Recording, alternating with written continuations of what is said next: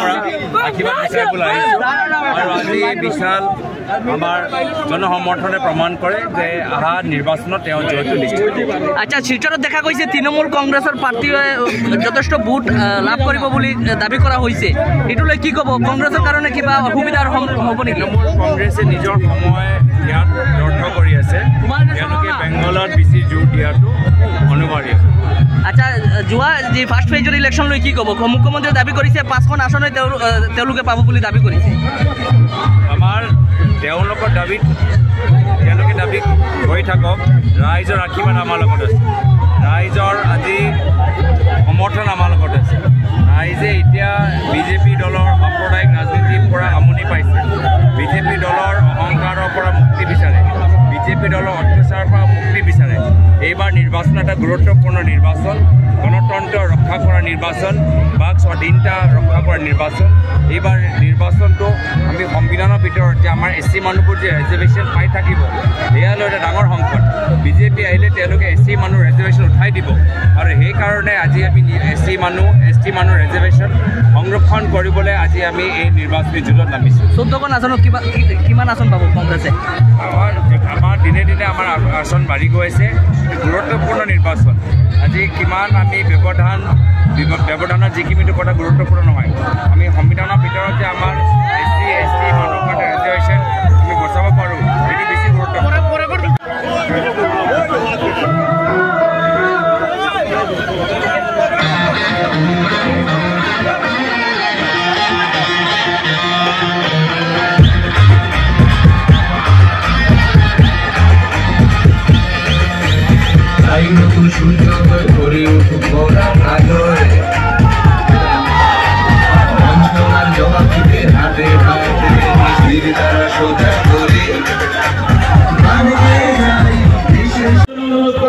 সঞ্জীব রায়, সীমান্ত ভট্টাচার্য,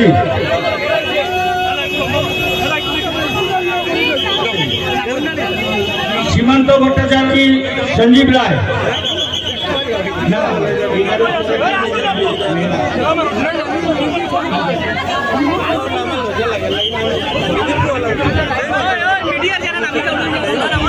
সর্বপ্রিয় সাংসদ গৌরব গগৈ,